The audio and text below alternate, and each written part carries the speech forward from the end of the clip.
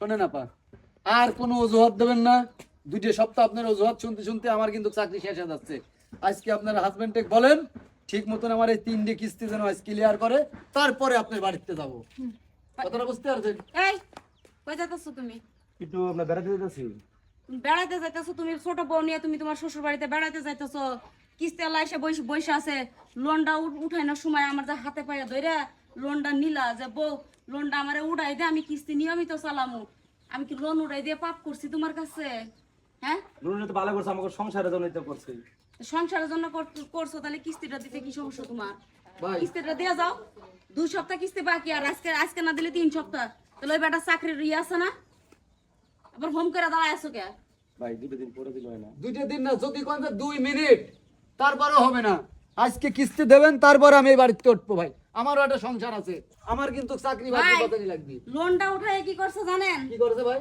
এই যে আমি ধয়ামান বউ বাইসা থাকতে হ্যাঁ। লোনটা উঠায় ওই যে আরেকটা বিয়ে করছে, আজকে যে বউ নিয়ে যাইতাছে সেই বাড়ি। স্যার ওই না বেজালো মাঝে খেলা আছে। আসসালামু আলাইকুম। ওয়ালাইকুম আসসালাম। আমি ওই যে কুদ্দুসের মার কাছে শুনলাম আপনি বলে এই বেতে ঢুকছিলাম কিস্তি হ্যাঁ ঢুকেছি। আপা আপনার লোনটা কালকে দিয়ে দিই। দিয়ে দেন আমার কিস্তি শেষ। সে আমি তো জানি তো যে আরে আলা আপনি লোন দেবো হচ্ছে লাখ লাখ টাকা, আপনি কিসের ভিতরে কি কর?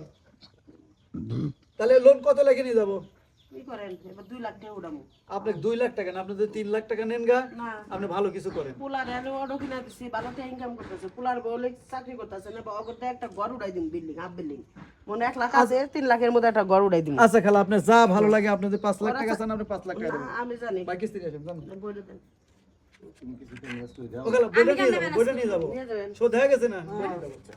মনে হয় যে কামাই করে তুমি আমার কাছে দিয়ে রাখছো, যে এখন কিস্তি নিতে আসে বেটার সামনে আমরা কইতাছো যে যাওয়ার শুনকি এখন তো এই পেছাল পড়বা। হ্যাঁ, একখানে যাইতাছি তো। কোন যাবি?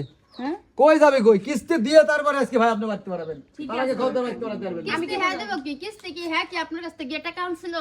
কার হ্যাঁ কাছ কি থেকে আপনার কাছ আনছিল? থেকে টাকা আনছিল না? হ্যাঁ কি আপনার কাছে টাকা আনছিল? কে আনছিল? ছয়টা কে দিছে? হ্যাঁ, সই হচ্ছে আপনার নাম রয়েছে, ভাই হচ্ছে নমিনি রয়েছে।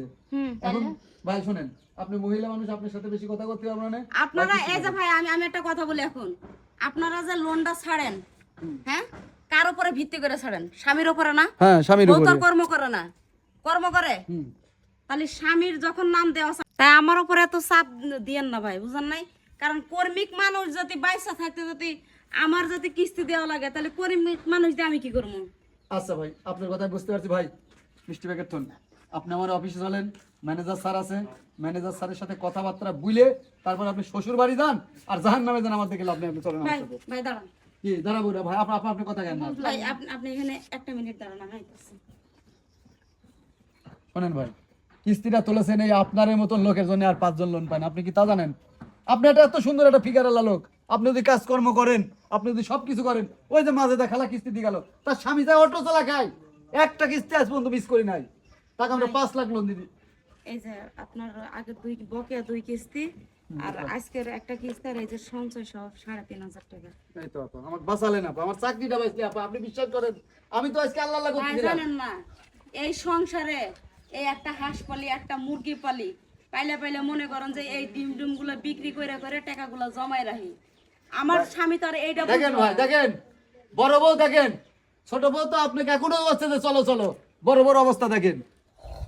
আপা আপনার জন্য আমার ধর আমি আর কোনো জায়গায় যাবো না, তুই তোর বাহার বাড়ি যা, ঘুরে আগা যা। আমি কালকে একটা কাম করবো, মাইন্সের কথা হম টিয়ার লাগা, তুই তোর বাহার বাড়ি যা, তো ফুর্তি করে পাইছিস। যা আমি কি চলো তোমারে ঘরে। কইছিলাম যে আয়ো, টিহাই তুই তোর বাহার বাড়ি যা। এই যে শোনো, আমি কি কইছিলাম তোমারে যে টিহাই না কিস্তিতে এরপরে আমারে বিয়ে করো? এই ছোট থামো, খুব হয়েছে তোমার একখান কথা কই। আমি থাকাকালীন তুমি আর একটা বিয়ে করছো, আমি সেটাও মাইনা নিচ্ছি, কিন্তু এখন সংসারে আমরা 2 জন আসলাম, এখন 3 জন হয়েছে। আমি চাই যে তুমি সংসারটা ভালোভাবে সংসারের হালটা ধরো।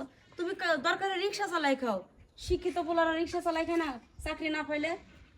তোমার মাথায় যদি এইগুলা বুদ্ধি না থাকে, তাহলে আমার কিছু করার নাই। শোনো,